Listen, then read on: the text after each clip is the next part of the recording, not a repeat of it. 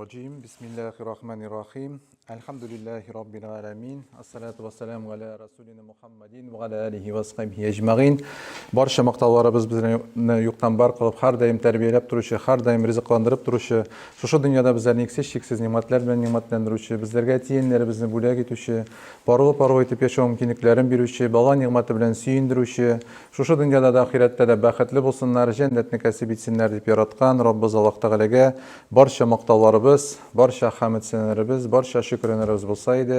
Hamda alamlarga rahmat uchun jibarlik kuchlarni qorong'ulikdan yoqtirib olib chiqib jannatga eltuvchi yo'llarni uyratib qoldiruvchi, o'zi shu dunyoda yashagan kishilarga o'rnak bo'lib yashab ko'rsatuvchi, shu dunyoda eng go'zal axloq egasi bo'lishi, qiyomat kunida kishilarga shafaatchi bo'lishi, suyukli payg'ambarimiz, oxirgi payg'ambarimiz Muhammad Mustafa sallallohu alayhi vasallamga ko'ngil to'llarimizdan chiqqan salovat shariflarimiz har doim erishib tursa, assalomu alaykum va rahmatullohi va barakatuh. Barcha zotlarga salami, rahmati hamda barakatlari bo'lsaydi. Alhamdulillah, endi Robbimiz Alloh taolo mana bizlarga shunday bir ko'rkam yerda, ya'ni ko'rkam soatda, ya'ni endi mana jum'a kishilarida, endi Robbimiz Alloh taolaning yurtida endi shunday ko'rkam majlis, ya'ni endi shunda Alloh taolo turunda eshittirga payg'ambarimiz sollallohu alayhi vasallam bizlarga yetkazgan so'zlarni tag'in bir esimizga tushirishga endi Alloh taolo nasib etdi. Alloh taolo xayrlasini bersin. Endi shu söylashgan so'zlarimiz, ya'ni endi bizlarga endi foydali bo'lsa edi degan tilakda inshaalloh ham endi shundoq suyundirib da qo'yarga bo'lar. Ya'ni endi payg'ambarimiz sollallohu alayhi vasallam shunday ma'nodagi bizlarga suyunishli xabar yetkazdi. Agarda bir kishi birov g'ilm bir yaxshi so'z eshitim deb, yoki endi g'ilm olim deb, yoki endi bir yaxshi so'z söylim deb, yoki endi bir shu g'ilm berim deb masjidga kelsa, ya'ni deb ayta, Alloh taolo u kishiga to'liq xosh ham deb ayta, umra savobin bo'lak etacak. Alhamdulillah, mana endi bizga degan shunday Alloh taolo bir zo'r bo'lagin berdi, ya'ni bizga Alloh taolo tavfiq hidayat berdi. Shunda endi uchrashishga nasib etdi. Mana shu ajrlarga har barcha bizga erishishga nasib bo'lsin. Endi shunda qaytganda qaytib ketganda Robbimiz Alloh taolo endi bizning gunohlarimizni kechirgan holatda to'g'rilashirga da nasib bo'lsin inshaalloh. Hamdagan endi alhamdulillah mana yangi o'quv yillari boshlandi shoyib endi bu dag'in endi zo'r quvonish. Alhamdulillah endi mana sizga da Alloh taolaning rahmati, endi bunda dag'in ko'pgina mana shagirdlar o'tirar alhamdulillah. Endi Alloh taolaning rahmati ila mana madrasaga kelirga, ya'ni shu Alloh taolaning dinini o'rganim deb, ya'ni endi shu shunday yo'lga bosirga Alloh taolo mumkinligini bergan. Alhamdulillah endi bu bir zo'r ne'mat. Mana ya'ni endi shu ne'matni bizga anglarga kerak, shu ne'matni anglarga kerak. Ham endi mana payg'ambarimiz sollallohu alayhi vasallam degan bizlarga esga tushirib shuni aytdi. Ya'ni adam bolasi ul aslida deb aytdi, unutuşan ham ko'p narsalarga tushunib bita olmaydi deb aytdi. Ko'p narsalarga tiyishincha darajada tushunib bita olmaydi deb aytdi. Şuna da endi inşallah bugün mana va'azni endi ikki ulushga bo'libgina söylese kida, endi birisi aning bizning iymonimizga ko'proq foydali bo'lsin degan niyatdan ham endi ikkinchisi inshaalloh mana shu g'ilm olу masalasida, ya'ni endi shagirdlik adabi turunda ozgina endi esga tushirib ketasim kerak inshaalloh. Hamdagan endi mana shu anglamiz biz degandan, ya'ni Robbimiz Alloh taolo bizni aslida butunimizni da yaratdi oxirat uchun. Ham bizning shu turmushimiz ol endi bir qisqagina bir ulush, mana shu oxiratga bora turgan. Ham har birimiz shu turmushimizda biz endi aslida bir sinov o'tamiz. Har doim kun sayin, har bir kishilar bilan uchrashgan sayin, har bir muomalatda biz endi mana shu sinovni o'tamiz aslida. Ham shunga ko'ra Robbimiz Alloh taolo bizga bu dunyo bilangina cheklamadi ilmni. Alloh taolo bizga payg'ambarimiz osha mana shu qiyomat kunida nindi holatlar bo'lacak, nindi hallar osha bizga o'targa kerakligi turunda esimizga tushirdi. Ham endi mana bir payg'ambarimiz sollallohu alayhi vasallam bilan bo'lgan bir voqea, endi bir vaqtni payg'ambarimiz sollallohu alayhi vasallam Aysha radhiyallohu anhaning tizlarine boshini qo'ygan holatda yiqilib ketdi. Ham endi ko'pmidir birozgina yiqilgandan so'ng aning bitine yosh toma. Ham shunda payg'ambarimiz sollallohu alayhi vasallam uyanib ketib, "Ya Aysha, narsa bo'ldi? Ник jilg'aysang?" dedi. Ham endi Aysha radhiyallohu anha aytdi, "Ya Rasululloh, ya Allohning elchisi, men кыямет турында искә төшердем. Һәм шушында башыма фикер килде. Кыямет көнендә, кыямет көне җиткәч, әти-әни балаларына, балалары әти-әниләренә, туганнарына, абыйларына, сеңелләренә ярдәм күрсәтә алыр микән дигән шундый фикер килде. Менә шушы кыямет көнен күз алдына китереп, яшьләрем тама башлады. Һәм шушында Пәйгамбәрбез саллаллаһу алейхи ва саллям җавап итеп әйтә: "Я Гайша", дип әйтә. "Аллаһ исеме белән әйтәм. Аллаһ исеме белән әйтәм, 3 төрле вакыт булачак, 3 төрле вакыйга булачак. Кайсысында", дип әйтә, әти-әни баласы турында, баласы әнисе турында һәм башка туганнары турында уйлап та карамаячак. Ул дип әйтә, беренчесе кешеләрнең, дип әйтә, бу дөньяда кылган гамәлләрен мизанга салыр алдыннан, дип әйтә. Мизанга салыр алдыннан. Икенчесе, дип әйтә, кешеләргә кулларына шушы гамәл дәфтәрләрен алыр алдыннан. Ягъни кайсы кулга бирелер микән, уң кулга микән, әллә сул кулга бирелер микән дип борчылган вакытта, дип әйтә. Һәм өченче вакыйга ул да булса, дип әйтә, Сират күперенә алып барган вакытта. Менә шушы 3 вакыйгада, дип әйтә, Аллаһ белән ант итәм, ягъни бер кешедәген башка кеше өчен борчылмаячак, ягъни үзе өчен генә борчылачак, дип әйтә. Ягъни инде менә бүген әз генә исебезгә төшереп китәсебез килә, ягъни инде шушы мизан турында искә төшереп китәсем килә, чөнки инде монда инде бик күп хикмәтләре бар, шулай бит инде. Һәм инде мизан турында, үзе турында түгел. Менә һәрберебез тели бит инде безнең җәннәткә керергә, шулай бит.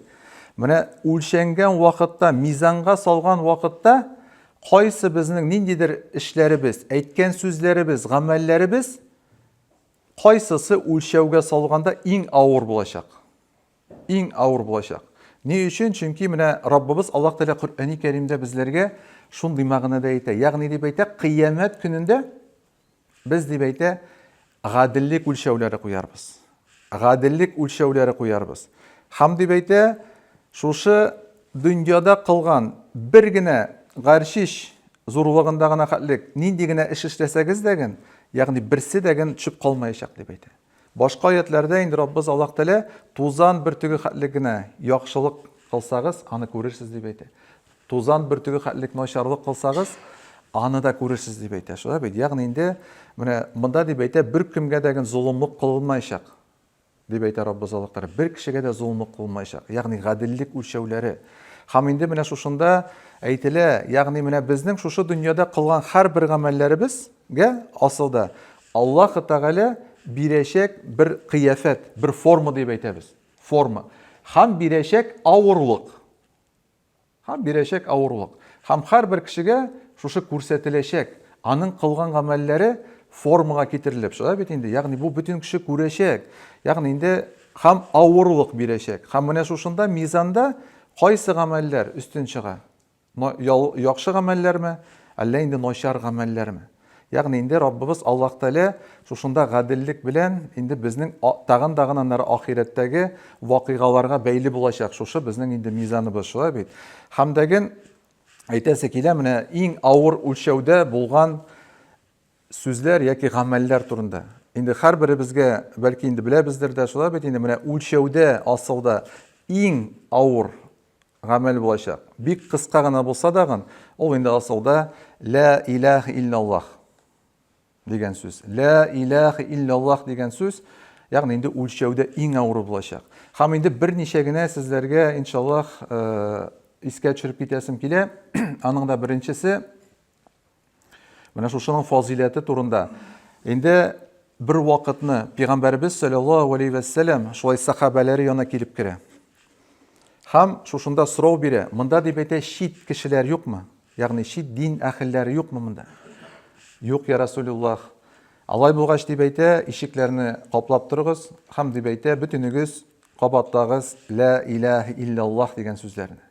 Һәм, дип әйтә, без кабатлый башладык шушы сүзләрне.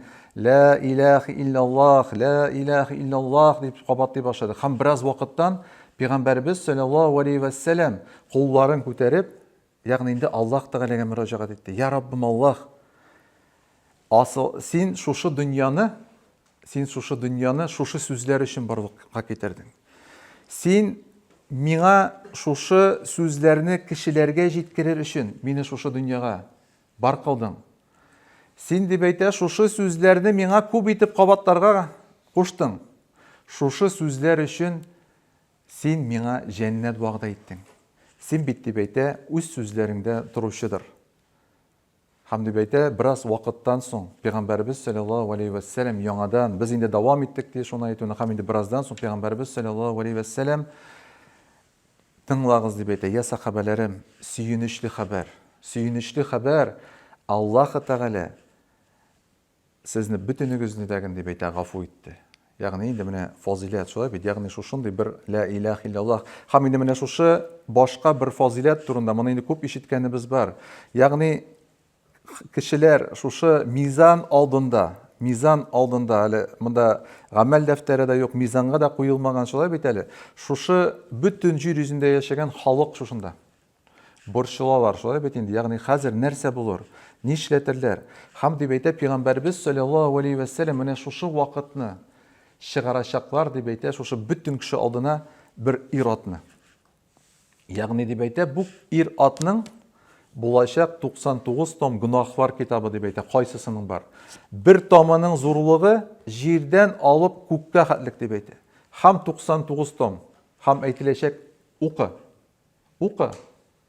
Бу синекеме? Безнең язучыларыбыз хата җибәрмәгәнме? Ягъни шушы безнең инде кираман катибин, ягъни язып баручы фәрештәләр. Һәм шушыны укып чыкканнан соң, я Раббы Аллаһ, булар бөтенесе дә минеке. Синең шушыны капларлык изгелекләрең бармы? Дигән сорау биреләчәк. Бу кеше әйтер, юктыр. Ягъни шушы гынахларымны капларлык изгелекләрем юктыр ди. Һәм шушында фәрештәләргә әмер биреләчәк. Изләгез изгелек китабыннан.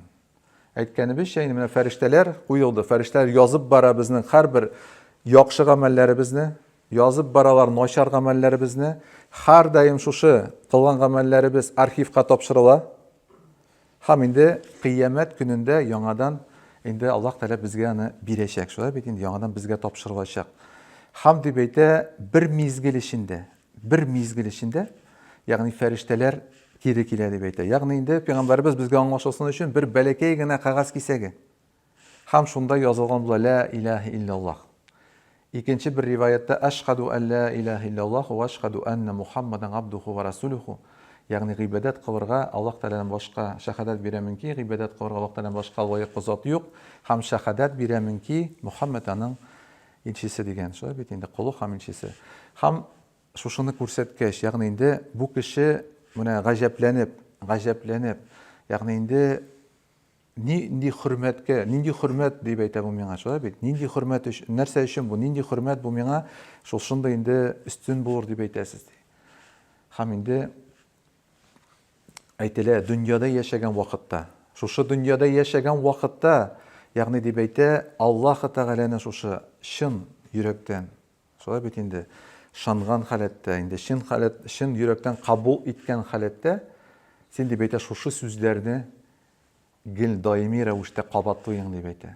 Һәм менә Аллаһ Тәгалә бит безгә шушыны кабатларга куша, шулай бит инде Пәйгамбәрбез саллаллаһу алейхи ва сәллям шушыны безгә күп әйтергә куша. Һәм бу кеше барыбер инде нәрсә шанып бетмим дип әйтә. Ягъни монда 99 том гунахлар китабы бер якта, икенче якта бер кәлимә сүз ла илаха илляллаһ шанып бетмим ди. Үлчәүгә, мизанга салыгыз дигән әмер була. Ягъни бер якка салачаклар 99 том гунахлар китабын. Кайсысының дип әйтә, бер томы гына җирдән алып күккә хәтлек. Икенче якка салачаклар бер ла илаха илляллаһ. Ягъни дип әйтә, ул өстен чыга. Ягъни инде бу менә күрсәтә, ягъни шушы сүз генә әйтү түгел, ягъни инде менә бу фазиләте. Шулай бит инде шушы сүзнең үлчәүдәге күпме авырлыкка ия булачак икән. Менә шушы сүзне кәсеп итәр өчен, ягъни инде Аллаһ Тәгалә шушы авырлыкны кәсеп итәр өчен Аллаһ Тәгалә Пәйгамбәр Мухаммад саллаллаху алейхи ва саллям аша безләргә шушыны инде җиткерәсе килә, шулай бит. Ягъни инде менә шушыны аңласа, һәм бик күп хәдисләр килә моның мәсьәләсендә, шулай бит. Хәтта инде кайберләрендә килә, менә бер якка шушы җир белән җиде күкләрне салып, икенче якка ла илаһа иллаллаһны салсаң, ул барыбер өстен чыга дип әйтә. Ягъни Раббыбыз Аллаһ Тәгалә менә шундый инде зурны куйган, шулай бит. Ягъни зур авырлык куйган. Бер кечкенә генә сүз өчен, шулай бит. Ягъни инде әлхәмдүлиллаһ, менә бу инде Аллаһ Тәгаләнең безгә рәхмәте. Һәм әлхәмдүлиллаһ, әгәр дә инде без менә шушы сүзгә төшенә алсак, шулай бит, шушының мәгънәсенә, шушының инде фазиләтенә, әҗренә, ягъни инде без менә аны саклап кына тотарга тиеш, шулай бит. Ягъни инде менә иң зур нигъмәт асылда безгә бирелгән бу дөньяда ул бит иман. Һәм иң зур сакларга кирәк булган нәрсә дәген ул иман. Ягъни без Раббыбыз Аллаһ Тәгалә чөнки Коръәни Кәримдә әйтә, менә шушы иманны саклаган халәттә генә кайта күрегез. Мусульман халәтендә генә кайта күрегез дип, безләргә инде шундый инде Раббыбыз Аллаһ Тәгалә мөрәҗәгатен әйтә, шулай бит. Әлхәмдүлиллаһ. Инде тагын дәвам итәбез, шулай бит. Инде икенче тагын бер авыр әйбер бар. Ягъни инде үлчәүгә салганда, ул да булса менә күркәм холык. Чөнки Пәйгамбәрбез саллаллаху алейхи ва саллям безгә моны җиткерде. Кыямәт көнендә үлчәүдә иң авыр әйберләрнең берсе, ягъни ул дип әйтә, күркәм холык булачак. Күркәм холык. Монда инде менә фикерләп карасак, ягъни безнең Аллаһ Тәгалә менә тормышыбызны шулай корган, ягъни безнең һәр даим мөгамәләт бара. Һәр даим мөгамәләт. Ул булсын безнең гаиләдә, шулай бит инде. Ул безнең булсын ир, хатын, әти, әни, балалар булсын, эшкә чыгып китәбез икән, анда инде коллегалар бар, шулай бит. Урамда кем беләндер киләбез мәчеткә, кардәшләр, шулай бит. Һәм инде төрле кая гына барсак тагын, ягъни инде һәр даим, һәр кеше асылда инде менә бу бер сынау узабыз, шулай бит инде. Сынау узабыз. Һәм Пәйгамбәрбез саллаллаху алейхи ва саллям безләргә нәрсә диде? Ягъни минем бу дөньяга килүемнең төп асыл мәгънәсе, ягъни гүзәл әхлакны камил рәвешкә ирештерү өчен дип әйтә, шулай бит. Ягъни инде Пәйгамбәрбез саллаллаху алейхи ва саллямның гомумән монда килгән аның вазифа, ул ягъни инде менә шушы гүзәл әхлакны урнаштыру, аны камил дәрәҗәгә җиткерү булды. Һәм инде Пәйгамбәрбез саллаллаху алейхи ва саллям менә шушы үзенә йөкләлгән вазифаны ул инде әйтсәк инде 100% арттырып, шулай бит. Ягъни инде менә шушы 100% ул аны үтәде. Ул безгә күркәм иттереп яшәп күрсәтте. Ул инде мөгамәләтен күрсәтте. Кемнәр белән булачак, шулай бит. Һәм дәген инде менә без гамәл гыйбадәт тә кылабыз, шулай бит. Гамәл гыйбадәт тә кылабыз, шулай бит. Әмма ләкин менә галимнәребез дә генә аны әйтә, шулай бит. Инде Пәйгамбәрбез саллаллаху алейхи ва саллям дәген кисәтте, ахирәттә, кыямәттә, ягъни инде менә әхлакның әһәмияте зур булачак икән. Менә исегезгә төшереп китәм, ягъни инде җәннәткә бит кирип булмый, шулай бит. Менә бөтене безнең җәннәткә керәсе килә, әмма ләкин кирип булмый кылган гамәлләр белән. Моны Пәйгамбәрбез саллаллаху алейхи ва саллям әйтте, ягъни берәүдәген, бер генә кешедәген кылган гамәлләре белән җәннәткә керә алмас дип әйтте. Сахабалар сорадылар: "Я Расулуллаһ, хәтта син дәме? Хәтта син дә керә алмыйсыңмы?" "Хәтта мин дә керә алмыйм" дип әйтте. Кирип була җәннәткә диде, фақат Аллаһ Тәгаләнең ризалыгы илә генә диде, ризалыгы белән генә. Ягъни инде безнең бу дөньяда менә яшәүбез дәгән ул да инде ягъни Аллаһ Тәгаләнең ризалыгына омтылу, ирешү, шулай бит. Һәм менә бер генә мисалны китерәм, ягъни кайсысы шушы ахирәткә, хәтта инде кыямәткә күчкәч, менә шушы әхлак белән бәйле һәм инде кылган гамәлләр белән бәйле, шулай бит. Ягъни бөтене безгә инде исегезгә төшерәм, инде ишеткәнебез дә бардыр, шулай бит. Ягъни ул безнең Пәйгамбәрбез саллаллаху алейхи ва саллям бер вакытны сахабаларына белән сөйләшкәндә сорау бирде. Ягъни: "Эй сахабаларым, беләсезме кем ул банкрот?" дигән, шулай бит. Кем ул банкрот? Ягъни инде сахабалар җавап бирделәр: "Бу дөньяда ниндидер бер малын югалткан кеше, ягъни инде нәрсәнедер югалткан кеше" диделәр. Әмма ләкин Пәйгамбәрбез саллаллаху алейхи ва саллям әйтте: "Юк" ди. Юк. Ягъни бу дөньяда малны югалту ул дип әйтә куркыныч нәрсә түгел. Банкрот дип әйтә, ул дип әйтә шул кеше. Ягъни дип әйтә, кыямәт көнендә киләчәк. Киләчәк. Ягъни дип әйтә, аның булачак тау-тау кылган изгелекләре, укыган намазлары, тоткан уразалары бөтенесе кабул. Кабул. Менә теге мизан да аны күрсәтәчәкләр. күрсәтәчәкләр, шулай бит. Әмма ләкин әле аннан соң бар Сират күпере. Һәм дип әйтә, менә шушы Сират күперендә дип әйтә риваятларда килә, ягъни инде киләчәк тагын бер ир дип әйтә. Һәм шушында мөрәҗәгать итеп әйтәчәк. Әй фәлән, дөньяда яшәгән вакытта, ягъни син мине рәнҗеттең. Син минем белән начар булдың. Һәм дип әйтә, аның бер иң яхшы изгелеген алып китәчәк. Аның артыннан дип әйтә, киләчәк икенче кеше. Ул дагын инде шушы гаделсезлекне төзәтәчәк, арасындагы булган. Һәм дип әйтә, тагын кылган гамәлләрен алып китәчәк. Һәм дип әйтә, бу кешенең берсе артыннан берсе, кемнеңдер әйберен урлаган, кемнеңдер хакына кергән. Ягъни инде шулай иттереп дип әйтә, моның барча шушы тау-тау булган изгелекләрен алып бетерәләр дип әйтә. Алыр әйбер биткәннән соң гөнаһларын бирә башлыйлар. Һәм дип әйтә, ахыр чиктә ул кешене дип әйтә, җәһәннәмгә атачаклар дип әйтә.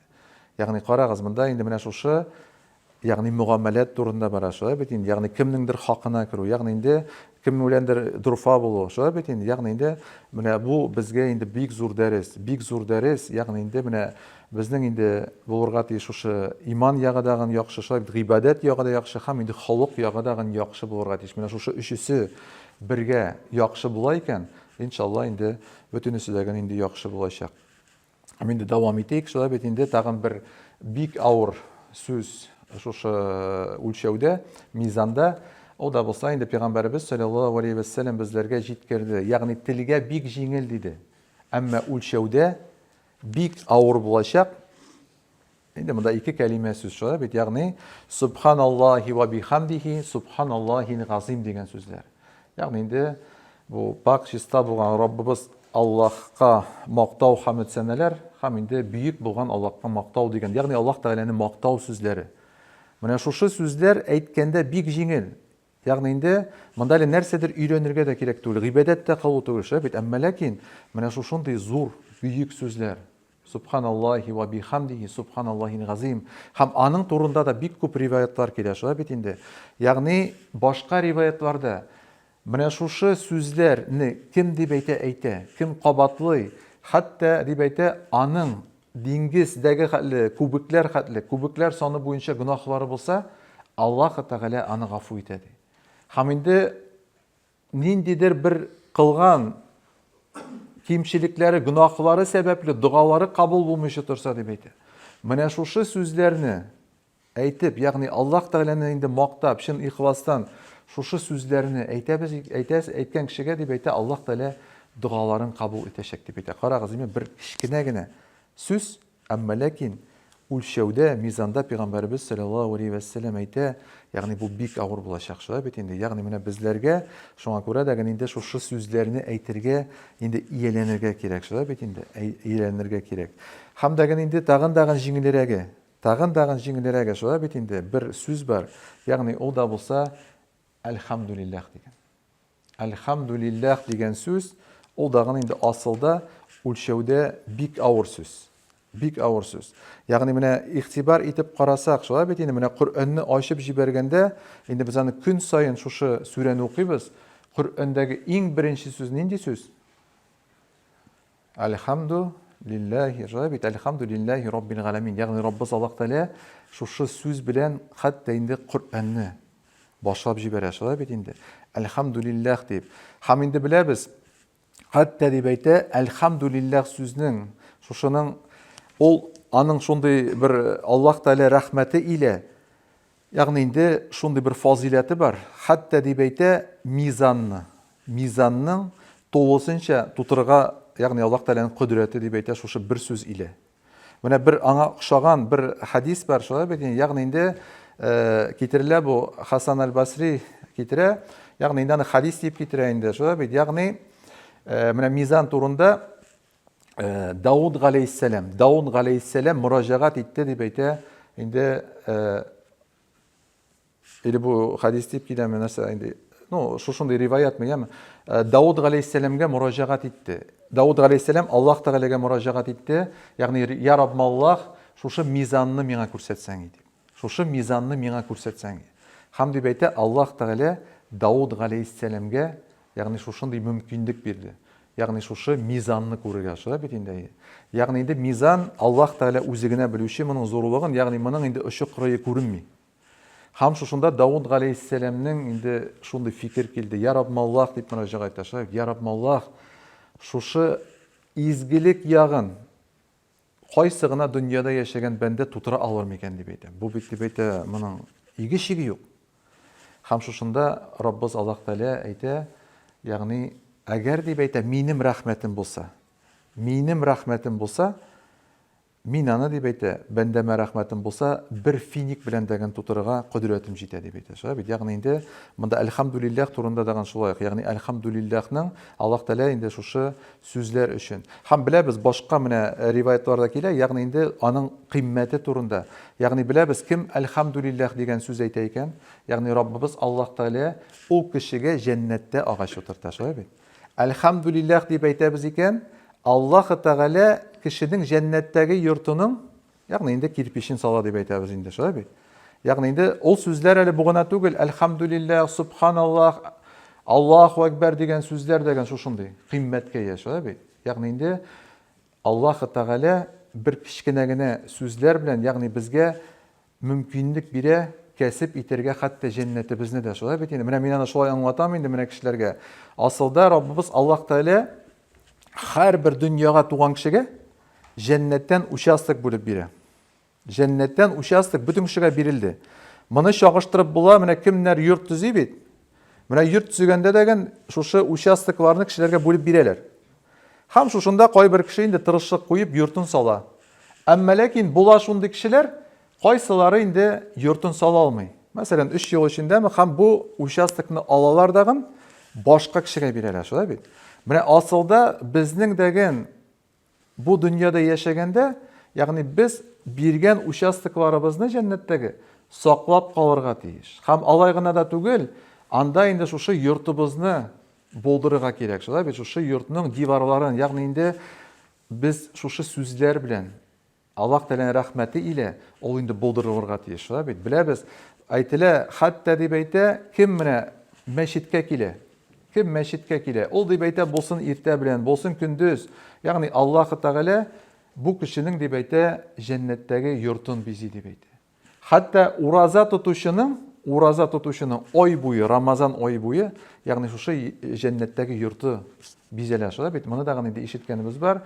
Һәм менә бер кичкенә генә шушы сүзләр өчен Раббыз Аллаһ Тәгалә аны инде безгә җәннәтне кәсеп итәр өчен дә биргән. Һәм үлчәүгә салганда бу инде бик кыйммәткә ия булачак, шулай бит, кыйммәткә ия булачак. Шушы инде әлхәмдүлиллаһ дигән сүзләргә инде. Һәм дәгән шуңа күрә әйтелә бит инде, ягъни Аллаһ Тәгалә дип әйтә, сезнең тәнегезгә карамый, шулай бит инде. Аллаһ Тәгалә сезнең шушы калбигезгә карый, ягъни ди ихласлыгыгызга карый дип, инде безгә бу муслим җыентыгында килә торган шушындый инде хәбәр бар икән. Һәм дәгән менә бер монсы инде бик авыр, шулай бит, әмма ләкин үлчәүдә ансыдаган авырлыгы теге бик авыр була торган бер әйбер бар. Ул да булса инде балалары үлгән. Балалары үлеп, шуңа сабыр иткән кешеләргә. Баласы вафат булып, сабыр иткән кеше, шулай бит. Бу инде бик авыр, шулай бит, бик авыр. Әмма ләкин Пәйгамбәрбез саллаллаһу алейхи ва саллям мисалында карасак тагын, Пәйгамбәрбез саллаллаһу алейхи ва саллям, ягъни инде ул 6 баласын үзенең куллары белән җирләде, шулай бит. 6 баласын үзенең куллары белән җирләде. Ягъни инде аның шушы Ибраһим исемле малайы имезеп торган вакытта, шулай бит, ягъни төнчыгып вафат булды. Һәм шушыны күргәч, Пәйгамбәрбез саллаллаһу алейхи ва саллямның күзеннән яшьләр бәреп чыкты, шулай бит. Күзеннән яшьләр бәреп чыкты. Һәм шушында сахабалар мөрәҗәгать итеп әйтте: "Я Аллаһның илчесе, син бит безгә үзең шушыны аңлатасың, ягъни инде ахирәт булачак, ягъни инде сабыр, монда инде балалары вафат булган, алар җәннәткә эләгәчәк, шулай бит, әти-әнигә ярдәм итәчәк. Ягъни шушының турында син безгә үзең сөйлисең, үзең җылыйсың моны" дигәч, Пәйгамбәрбез саллаллаһу алейхи ва саллям әйтә, ягъни инде минем дәгән йөрәгем бар дип әйтә, шулай бит. Ягъни йөрәккә аңа инде әмер биреп булмый шул дип әйтә. Әмер биреп булмый. Ягъни мин бөтенесен аңлыйм, әмма ләкин йөрәгем җылый дип әйтә, шулай бит. Ягъни инде шушындый халат. Һәм инде күп кенә бар, ягъни инде менә шушы кем сабырлык турында инде Пәйгамбәрбез саллаллаһу алейхи ва саллям күп аңлатты, шулай бит. Ягъни инде авыр булса дагы Пәйгамбәрбез әйтә, сөендереп, шушындый кешеләрне, кемнең вафат булды балалары, һәм аңа сабыр иттеләр. Ягъни бу кутси хадистә дип әйтә. Ягъни инде Аллаһ Тәгалә әйтә ди. Баласы вафат булып, шуңа сабыр иткән кешегә минем дип әйтә, җәннәттән башка бүләгем юк дип әйтә. Җәннәттән башка бүләгем юк. Ягъни бу дагы инде шушы мизанда авыр була торган нәрсәне күрсәтә икән шулай бит инде авыр.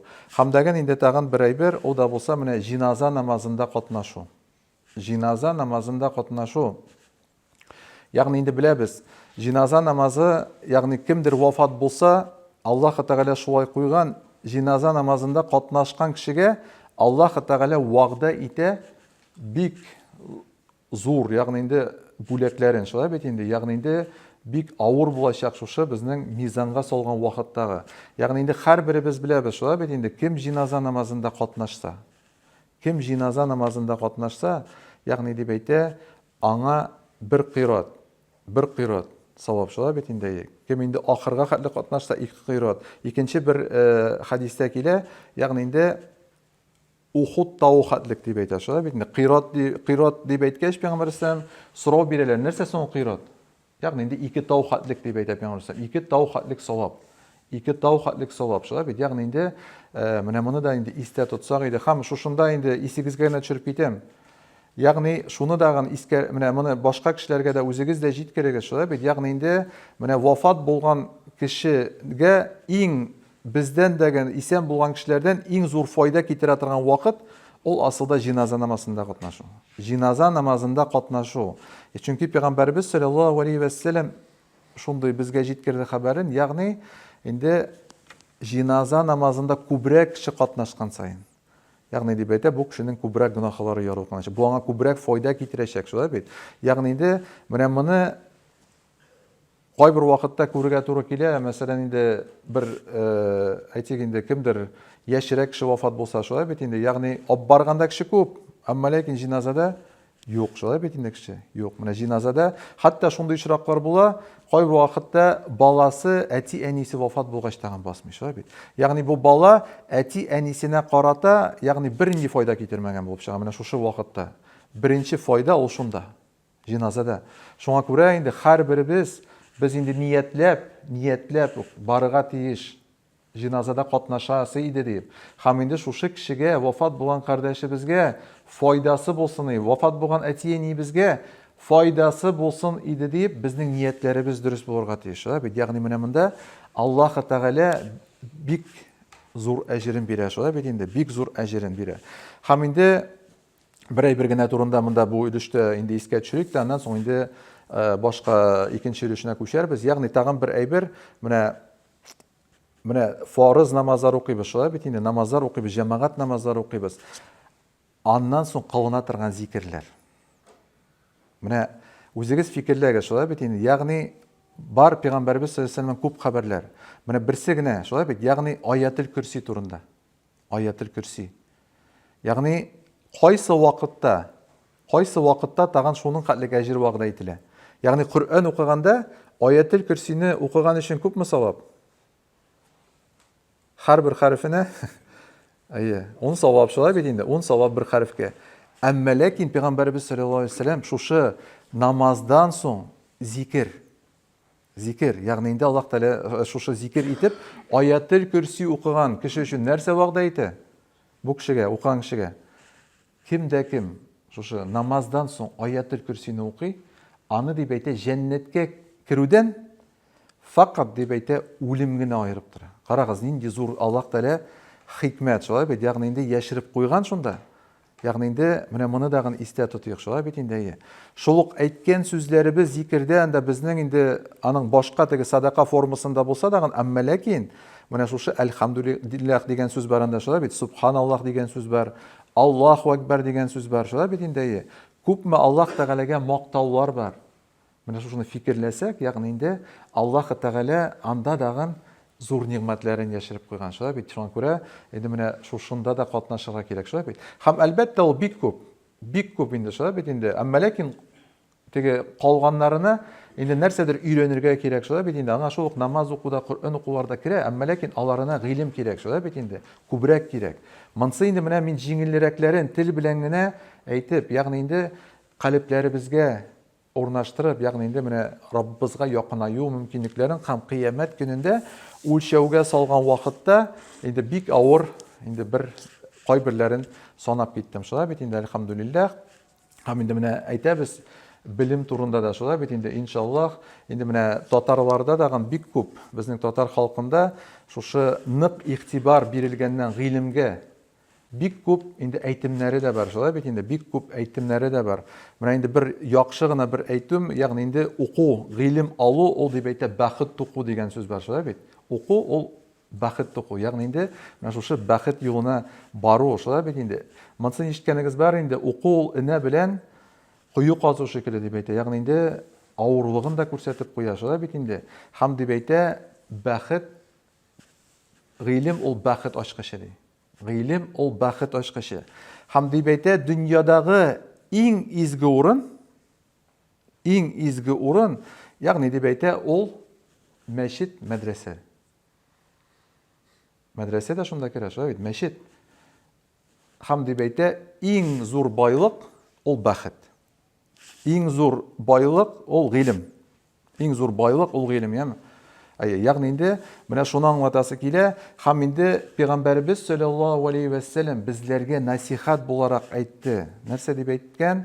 Ягъни гыйлем өйрәнелә торган җирдәгә бару, шушындый урыннарга бару, меңләгән рикагать нәфил намазы укыганга караганда өстенрәк дип әйтә. Ягъни гыйлем бирә торган, гыйлем ала торган җиргә бару, меңләгән рикагать нәфил намазы укуга караганда дәрәҗәлерәк дип әйтә.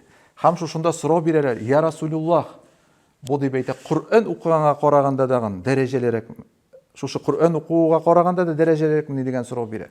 Һәм Пәйгамбәрбез саллаллаһу алейхи ва саллям әйтә, ягъни дип әйтә, Коръәнгә белемсез, ягъни шушы гыйлемсез төшенеп, аңа инде аңлап буламыни дип әйтә. Ягъни инде шушы гыйлем белән бәйле бит. Ягъни шушы гыйлемгә барыгыз дип әйтә. Ягъни безгә Пәйгамбәрбез саллаллаһу алейхи ва саллям аңлата. Хәтта Коръән уку дагы аны да гыйлемсез булмый дип аңлатасы килә. Ягъни аңа төшенү инде шушы гыйлем аша гына булачак дип әйтә.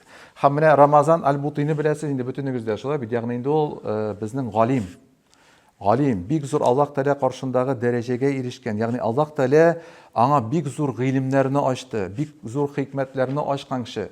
Һәм инде шаһид булды шулай бит. Инде аны шартлаттылар мәчеттә. Аның инде меңләгән, бишәр мең.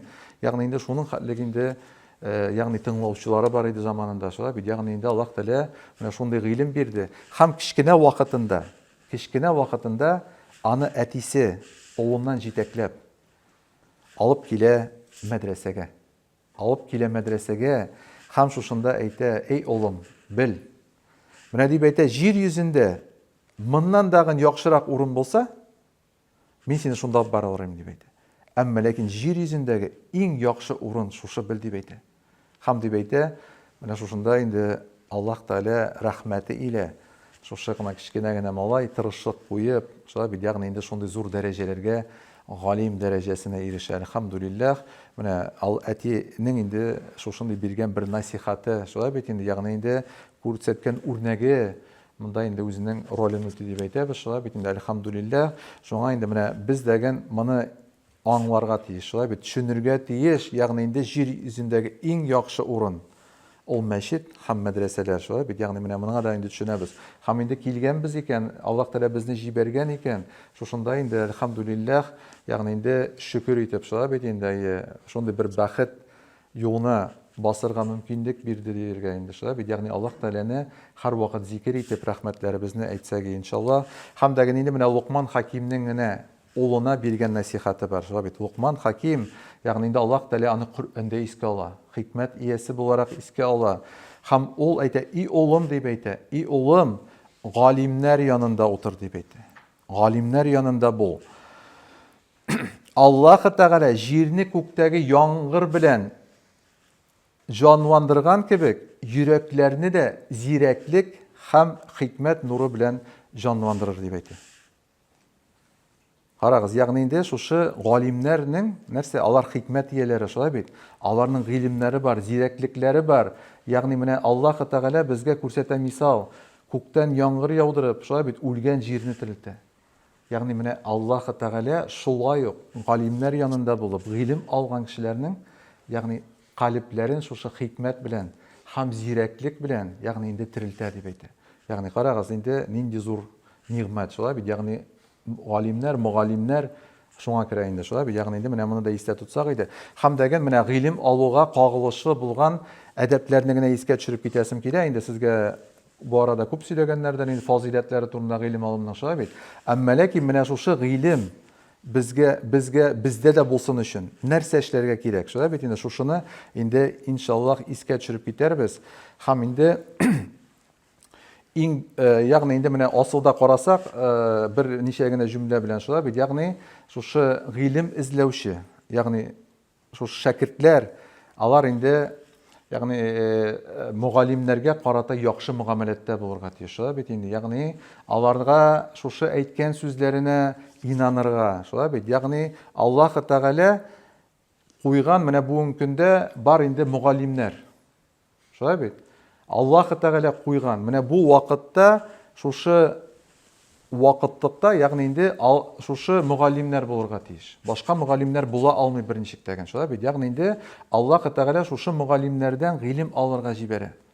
Шуңа да инде без менә шушы мугалим белән шәкертлек арасында булган әдәпләрне инде сакласак, иншаллаһ, инде бик зур дәрәҗәләргә, ягъни шушы инде гыйлемнәргә ирешербез иншаллаһ.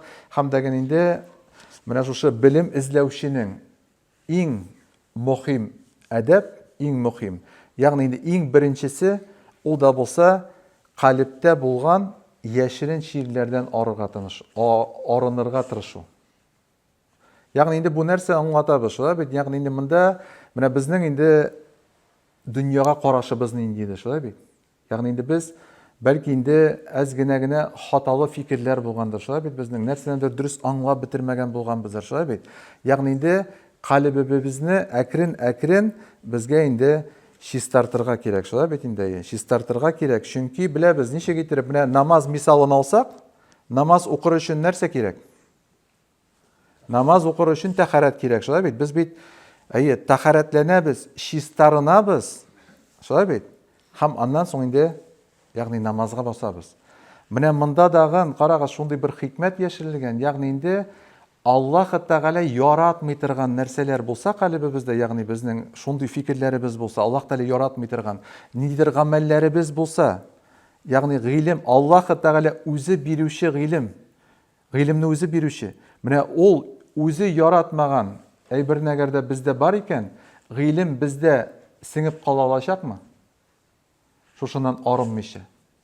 Ягъни безгә менә шушы инде арынырга кирәк, шулай бит. Ягъни калепне чистартырга кирәк. Аллаһ Тәгаләне искә алып, зикерләр белән, ягъни инде менә шушы вагазлар, ягъни алар бөтенесе дәгән безнең инде калебебезгә тәэсир итә торган, шулай бит. Ягъни безнең калебебезне чистарта торган, фикерләребезне дөресли торган җыелулар, шулай бит.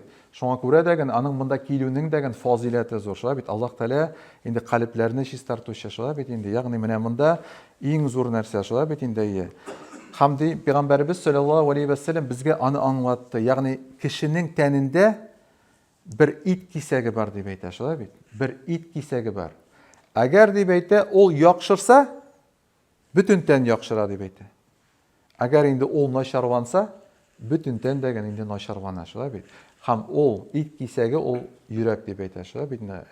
Ягъни инде шуңа күрә менә йөрәктә калеп дип әйтәбез, шулай бит. Ягъни инде менә шушыны чистарту өстендә булырга тиеш икән инде безнең беренче вазифабыз. Һәм инде кирмәячәк дип әйтә иман нуры, кешенең калебенә иман нуры кирмәячәк дип әйтә. Менә шушы Аллаһ Тәгаләнең нәфрәте булган, Аллаһ Тәгалә яратмаган эшләр, сүзләр, гамәлләр булса дип әйтә йөрәктә. Менә Аллаһ Тәгаләнең хикмәте, шулай бит. Ягъни без асылда Аллаһ Тәгаләнең законы буенча яшибез, шулай бит. Аллаһ Тәгаләнең законы, ул куйган законнар бар. Һәм дәгән икенчесе, ягъни инде белем алу нияте. Ягъни инде бу ихластан булырга тиеш, шулай бит. Ягъни Аллаһ Тәгалә ризалыгы өчен. Ягъни инде шушы шариғатны саклау булсын, шулай бит инде йөрәктәге инде иман нурын тагында инде яктырту дип әйтәбез, шулай бит. Һәм инде менә шушы күңелнең ичке халәтен яхшырту нияте булырга тиеш. Үзебезне менә әйттек бит әле шушы Пәйгамбәрбез саллаллаһу алейхи ва сәлламне гүзәл әхлак урнаштырыр өчен җибәрелдем дип әйтә. Менә ичке халәтебезне, ягъни инде яхшырту өчен менә шушы Пәйгамбәрбез саллаллаһу алейхи ва сәллям алып килгән нәрсәләргә иярү нияте һәм асылда кешеләргә файда китерү нияте булырга тиеш. Кешеләргә файда китерү нияте, шулай бит. Ягъни инде бөтен нәрсә нияткә бәйле. Менә күпме генә укысак та, китапларны ачып карасак та, безнең гамәлләребез ниятләребезгә карап бәяләнәчәк, шулай бит. Ниятләребезгә карап бәяләнәчәк. Һәм дәген менә исламда да шундый бер әйбер бар. Ягъни без кайбер вакытта безнең ниятебез дөрес булмаса, хәтта инде менә намаз гына мисалын алсак, намаз мисалы. Менә намаз укыйбыз, мәсәлән, хәзрәт укый дип әйтегәндә, шулай менә хәзрәтләр бар монда, мәсәлән, булай гына әйтәм, яки сез хәзрәтме инде, яки үзегез укыйсызмы имам булып. Менә шунда намазны без нәрсә өчен укырга тиеш? Аллаһ риза булсын өчен, шулай бит. Әмма ләкин намаз укыганда без әйтик инде кешегә ярыйм дип, мәсәлән, әйтик инде Коръән аятләренең хәрефләрен кешегә ошасын дип чыгара башласак, ният дөресме монда? Менә шушы эшләр кайбер вакытта инде безнең менә ният дөрес түгел монда. Хәтта намазга баскан булсак тагын ният дөрес түгел, шулай бит инде. Ягъни Аллаһ ризалыгы өчен генә булырга тиеш, шулай бит. Һәм кайбер вакытта кеше менә шуның белән мавыгып китәргә мөмкин. Асылда бит намаз ул укылырга тиеш. Аллаһ Тәгалә ризалыгы өчен бит безнең, шулай бит инде. Без мавыгабыз башка әйбер белән. Аңлашыламы? Һәм андый ишраклар бик күп. Мин сезгә менә бер мисал гына күрсәттем, шулай бит. Шуңа күрә менә гыйлем алганда дагы кемгәдер күрсәтү өчен дә түгел. Шушыны инде Коръән уку өчен дип тә түгел хәтта. Шулай бит. Безнең ниятебез булырга тиеш Аллаһ Тәгалә ризалыгы өчен. Аллаһ Тәгалә риза булсын. Һәм инде мин аны һәр вакыт шәкертләргә дә генә әйтәм, ягъни инде менә сүрә ятлыйбызмы, шулай бит. Ягъни без өйрәник Аллаһ Тәгаләгә мөрәҗәгать итәргә. Я Раббым Аллаһ, миңа шушы ятлауны җиңел кыл. Я Раббым Аллаһ, миңа шушы хәрефләрне җиңел кыл. Ягъни инде синең ризалыгыңа ирешер өчен, ягъни шушы Коръәнне укырга инде миңа гыйлем ачкычлары бир, шулай бит. Ягъни инде Аллаһ Тәгаләгә мөрәҗәгать итү безнең булырга тиеш. Кемгәдер күрсәтү түгел, ягъни шушыны мактану түгел, шулай бит. Ягъни безнең менә ниятебез иншаллаһ дөрес булыр. Һәм бу инде безнең керә әдәплеккә, шулай бит, шушы шәкертлек әдәбенә керә торган нәрсәләр. Һәм инде моның бу бик авыр нәрсә. Бик авыр нәрсә ниятне дөрестләп төзәтү, шулай бит. Һәм инде Суфиян ас-Саури, Аллаһ аннан разый булсын, шулай бит. Ул нәрсә дип әйтә? Инде иң яхшы кешеләр яшәгән вакытта яшәсә дә, шулай бит инде ул әйтә, ягъни миңа дип әйтә, төзәтү өчен нияттән дә катлаулырак нәрсә булмады дип әйтә. Ягъни төзәтү өчен менә шушы ният төзәтү бик авыр нәрсә, шулай бит инде. Шуңа Пәйгамбәрбез саллаллаһу алейһи ва сәллям гамәлнең башында, уртасында, ахырында ниятләрегезне тикшереп төзәтегез дип әйтә, шулай бит. Ягъни Аллаһ Тәгалә ризалыгы өчен булырга тиеш. Һәм дәген булырга, ягъни инде менә насихат буларак, шулай бит, насихат буларак гыйлем ирешсен, гыйлем керсен өчен, ягъни менә гыйлем юлына басканбыз икән. Без инде буш вакытыбыз булу белән, буш вакытыбызны, ягъни шушы гыйлемне ныгытуга сарыф итәргә кирәк, шулай бит. Ныгытуга сарыф итәргә кирәк. Чөнки инде безгә моны Пәйгамбәрбез саллаллаһу алейхи ва сәллям дәген тәкъдим итә, шулай бит, тәкъдим итә. Хәтта инде менә үй эшләре буламы, ягъни инде Пәйгамбәрбез саллаллаһу алейхи ва сәллям әйтә бит, ягъни гыйлемне язу белән ныгытыгыз дип әйтә, шулай бит, язу белән, ягъни инде шушыны күреп булсын дип әйтә ул сездә, шулай бит, шулай ныгыячак. Һәм инде күп кабатлау. Әлбәттә инде гыйлем алу, әйткәнемчә, ул авыр, шулай бит, инде менә инә белән кую казыган шикелле дидек, шулай бит.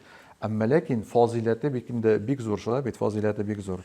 Һәм дәген инде менә бүген эшләп була торган эшне шәкертләргә бигрәк тәген калдырмаска кирәк иттәгә. Калдырмаска кирәк иттәгә. Чөнки инде ул иттәгә калдыру белән, мәсәлән, ул һаман даган теге гыйлем, шушы гыйлем китә башлый, шулай бит. Ягъни ныгытып калырга тиеш, тизрәк тизрәк инде ныгытып калырга кирәк шулай бит инде шушыны. Моны да инде истә тотсак иде. Һәм дәген әзер булырга тиеш шәкертләр. Менә шушы гыйлем юлына басканнан соң авырлыклар булуына. Авырлыклар булуына шулай бит инде. Хәтта дип әйтә, гыйлем алу юлында нәрсәнедер инде киметергә дә кирәк. Ашау буламы күпмедер киметергә, йоклауны да кайбер вакытта киметергә шулай бит инде.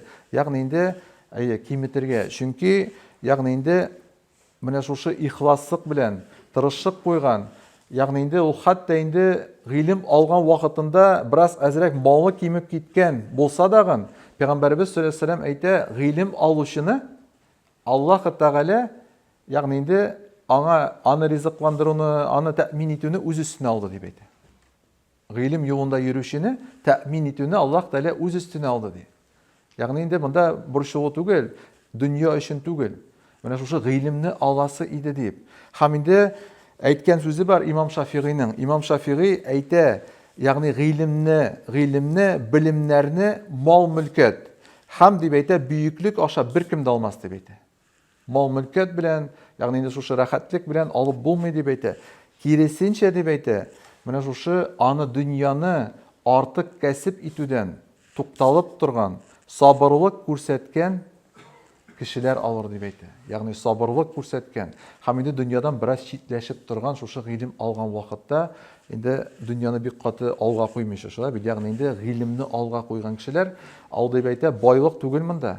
Аллаһ Тәгалә алай бирми. Ягъни Аллаһ Тәгалә сабырлык күрсәткән, тырышлык күрсәткән кешеләргә инде бирәчәк дип әйтә. Хәтта шушы вакытта авыррак булса да аларга.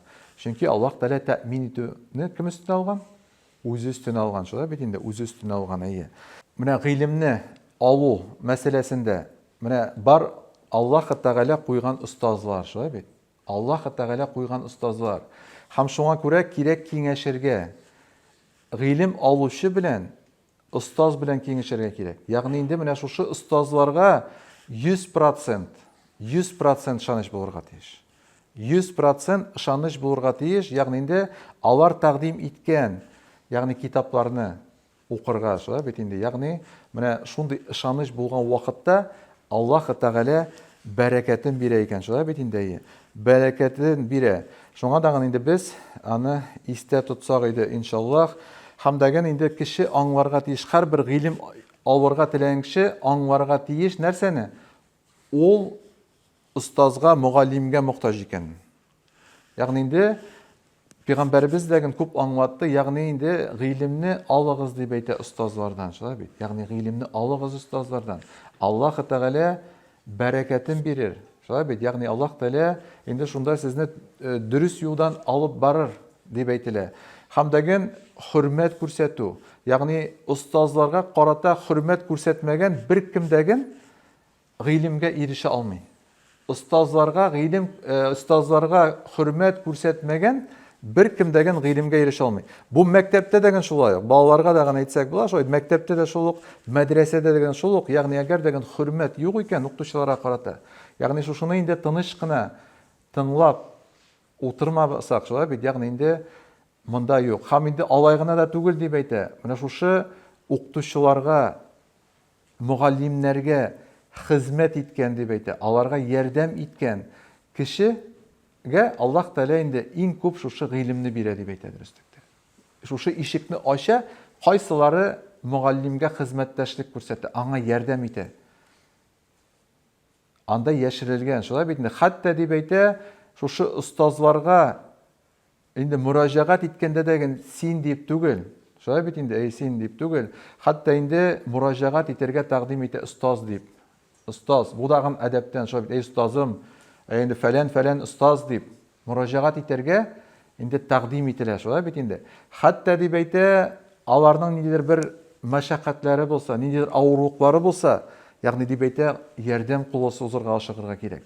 Хәтта дип әйтә, вафат булсалар, остазлык хакы, шулай бит. Хәтта вафат булсалар, аларга дип әйтә, каберләрен зиярат кыл. Һәм дип әйтә, аларны дугадан калдырма. Ягъни инде менә бу инде әдәп, шулай бит, укытучыларга карата булган әдәп булып тора. Һәм дәген менә була шундый шәкертләр дип әйтик инде, кайсылары менә төшенеп бетми. Шушы остазлык белән инде укучы арасында нәрсә була?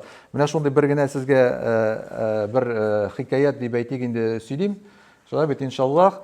Бер вакытны бераз укыганнан соң бер шәкерт килә остазы янына һәм әйтә, менә син дөрес сөйләмисең икән дип, мин әллә теге кирәкмәгән нәрсәләр сөйлисең икән дип, шундый үзенең инде ошамаган якларын укытучысына белдертә. Һәм инде укытучысы хикмәт иясе һәм моңа биреп җибәрә бер асыл таш. Менә шушы асыл ташны ал дагын дип әйтә хәзер. Бар дип әйтә базарга. Базарга бар. Һәм анда дип әйтә, көмеш сатучылар, һәм инде риба белән шөгыльләнә торган кешеләр яна бар дип әйтә шушы асыл ташны тотып. Һәм шулар яна китә, бик кыйммәтле таш булуына карамастан, ягъни булар карыйлар да инде көмеш сатучылар, риба белән шөгыльләнүчеләр, бу дип әйтә 100 көмештән артык бирә алмыйбыз дип әйтәм. Ярар тотып кире остазы яна кайта. Шулай дип әйтәләр ди. Хәзер дип әйтә, син бар ювелир яна дип әйтә. Ювелирга бар дип әйтә, шушы ук ташны тотып. Һәм дип әйтә, китә ювелир яна. Ювелир моны караганнан соң, монда дип әйтә, 10,000 алтын бирәм мин сиңа, моны миңа бирсәң дип әйтә. 10,000 алтын, ягъни шушыны ишеткәч, инде моның теге күзләре, ягъни акайган халәттә, шулай бит шунда инде бер теге гаҗәпләнгән халәттә тора бу. Һәм инде кайтып остазына аңлата. Менә ничек дип әйтә, монда дип әйтә, шушы көмеш сатучылар, көмеш белән инде кәсеп итүчеләр 100 көмештә бирергә авырсындылар. Монда дип әйтә 10,000 алтын дип әйтә. Менә асылда дип әйтә, шәкертем бел. Менә мин сиңа биргән гыйлемне, син дип әйтә, көмеш сатучылар дәрәҗәсендә карадың дип әйтә. Әмма ләкин асылына ирешер өчен син дип әйтә ювелир. Гаилән дип әйтә, ювелир бул дип әйтә, ягъни ташның кыйммәтен аңлар өчен. Менә ул мисал ничек карагыз, менә гыйлем. Ул асылда бер бик тәмле ишеп була торган бер суга охшаган. Остаз, ягъни инде шушы су тутырылган бер савыт дип әйтик инде, шулай бит? Бер савыт. Менә шушы су күпме генә тәмле булса дагын, менә хәзерге мизгелдә күпме ишеп булган? Җитәрлек күләмдә әз генә эчәбез дәген, иртәгесе өчен дә эчеп булмый. Бөтенесен дә эчеп битереп булмый, шулай бит? Ягъни инде менә остаз дагын аны әкрен генә бирә, шулай бит инде? Ягъни инде әле укучылар, ягъни шушы гыйлем эзләүчеләр аңа төшенеп тә бетә алмаска мөмкин. Менә укытучы нәрсә? Шуңа күрә әйтелә, кайбер вакытта укытучы бәлки инде сезгә теге әзрәк катырак та әйтеп куярга мөмкин, шулай бит? Нәрсәдер инде сүзне. Кайбер вакытта инде теге шелтәләп тә алырга мөмкин, шулай бит? Әмма ләкин дип әйтә, сез белмисез. Остаз моны ни сәбәпле әйтте? Остаз бәлки инде сез күреп бетермәгән нәрсәләрне күрәдер, шулай бит инде? Ягъни сезне бер туры юлга күндерәсе киләдер. Ягъни инде менә шушы гыйлемне остаздан дип әйтә, инде аны әкрен генә эчелә ул, шулай бит? Дөрестлектә. Һәм шуннан соң Аллаһ Тәгалә инде ягъни инде ачачак, шулай бит инде. Һәм инде тагын бер әйбер, зур әйбер менә муамәләткә карата. Әдәп мәсьәләсендә менә җыелабыз бит инде шәкертләр, шулай бит инде? Бер класста төрле кеше җыела. Төрле кеше. Менә монда да дип әйтә, шәкертлек әдәпләреннән, ягъни башка үзең белән шушы сабакташларың белән, курсташларың белән, ягъни инде яхшы муамәләт кыру. Ягъни инде аларны кимсетмәү, шулай бит инде? Аларны тыңлый белергә өйрәнү. Ягъни инде кирәкмәгән сораулар белән борчымау. Хәтта инде остазларны да шулай ук. Дәрескә кагылышлы сорауны бирергә була. Әмма ләкин дәрескә кагылмаган сораулар белән, шулай бит инде? Ягъни инде теге остазны тикшерергә кирәк түгел, шулай бит инде? Остазны тикшерү ул инде әдәплелектән түгел, шулай бит? Каяндыр нәрсәдер укып килеп, шулай бит остазны тикшерим әле дигән нәрсә түгел, шулай бит инде? Менә дәрескә кагылышлы булса, монда инде сораулар бирергә кирәк. Булай инде без әдәп саклап, ягъни үзебезнең курсташларыбызга даган, остазларыбызга даган, әгәр дәген шушы әдәпне сакласак, ягъни монда менә шушы халкыбыз ягыннан даган яхшыруга барабыз, шулай бит? Ягъни инде иң теге әйттек бит әле башында инде, ягъни инде үлчәүдә авыр булган нәрсәгә ирешергә бер мөмкинлек бар, шулай бит? Ягъни инде үлчәүдә, мизанда авыр булган инде шундый бер ягъни инде сыйфатка ирешергә була, шулай бит. Һәм дәген менә булар бик күп инде, мин инде шуңа күрә бик кыска гына инде сөйләшә килде, шулай бит инде сезгә булай дагын вакытыгызны күп алдым буга инде. Инде 45 минуттан артык сөйләмәйек, шулай бит, монда артыграк китте. Әмма ләкин инде менә әйтик, менә шушы бүтән сөйләгән сүзләребез, шулай бит, ягъни булар бүтәнесе дә хакыйкать. Ягъни булар бүтәнесе дәген инде Коръәннән һәм инде Пәйгамбәрбез саллаллаһу алейхи ва сәлламнең, ягъни инде сахабаларның тормышыннан алынган, шулай бит, ягъни инде бүтәнесе дәген бу насихатлар даган, алар бүтәнесе дәген инде Пәйгамбәрбез насихатларыннан, ягъни инде алынган, шулай бит. Шуңа күрә без дәген инде аңласак иде, менә шушы безгә ягъни гыйлем ачкычларын бирүче, шулай бит инде гыйлемне без шуның сәбәпле ачылачак, ягъни инде без әгәр дәген шушы әдәбебезне сакласак, әдәбебезне. Чөнки инде беләбез, ягъни бер кеше дәген дип әйтә, менә ирешкән дәрәҗәсенә ул дип әйтә, иреште дип әйтә фақат әдәп сәбәпле генә дип әйтә. Һәм дип әйтә, дәрәҗәсенең кимүе, кешенең шушы дәрәҗәсен югалтуы, ул фақат дип әйтә, шушы әдәптән ерагаю белән генә була дип әйтә. Шуңа да менә Аллаһ Тәала инде ярата, шулай бит инде һәрберебезне Аллаһ Тәала инде һәрберебезне менә җәннәткә баруыбызны, киреүебезне тели. Аллаһ Тәала безгә инде әлхәмдүлиллаһ шушы дөньяда инде төрле мөмкинлекләрен бирә. Безгә фақат инде иярергә кирәк, шулай бит инде. Һәм инде Пәйгамбәрбез саллаллаһу алейхи ва сәлламның генә бер насихатын тагы бер генә искә төшереп китәсем килә. Пәйгамбәрбез саллаллаһу алейхи ва сәллям шундый сүзләр әйтеп калдырган, безгә әйткән, гыйлем белән мактаныр өчен дип әйтә. Гыйлем белән мактаныр өчен, гыйлемне надан кешеләр белән бәхәстә кулланыр өчен, яки үзегезгә кемнеңдер игътибарын җәлеп итәр өчен ала күрмәгез дип әйтә. Әгәр дә шушының өчен алсагыз, ягъни сез инде халакәткә ирешерсез дип әйтә. Ягъни инде гыйлемне мактаныр өчен түгел. Шулай бит инде. Кем беләндер шушы спорга кирип, кемнедер җиңү өчен түгел, шулай бит инде. Һәм дәген үзеңә игътибарны җәлеп итәр өчен түгел. Нәрсә өчен алабыз? Аллаһ Тәала ризалыгына ирешер өчен шушы дөньяда, шулай бит инде. Әлхәмдүлиллаһ, һәм инде бик күп инде санасаң, без төшенеп бетә алмый торган әйберләр дәген алар бик күп, шулай бит инде. Аларын инде башка вагызларда иншаллаһ сөйләрбез. Инде Аллаһ Тәала һәр барчабыздан разый булсын. Раббыз Аллаһ Тәала менә шушы һәрберебезнең калбыбызга иман нурлары белән һәрберебезне нурландырсын иншаллаһ. Һәм дәген шушы дөньяда яшәгәндә һәр барчаларыбызга да инде туганлык җипләрен саклаучылардан булып, бер-беребезне яхшы мөгамәләттә булып, кешеләр турында яхшы фикердә булып, кешеләргә яхшы теләктә булып, шушы дөньяда яшәгәндә барчаларыбызга да җәннәтне кәсеп итеп, җәннәткә лаеклы рәвештә яшәп, Раббыбыз Аллаһ Тәала безне чакырган мәңгелек тынычлык, иминлек, рәхәтлек урыны булган җәннәтләргә ирешергә, анда инде әтиеннәребез, әби бабаларыбыз, туганнарыбыз, остазларыбыз, кардәшләребез, күршеләребез белән кирип, мәңгелек рәхәтлектә, иминлектә, тынычлыкта булырга инде барчабызга Раббыз Аллаһ Тәала насыйп итсен. Ассаламу алейкум ва рахматуллахи ва баракатуху.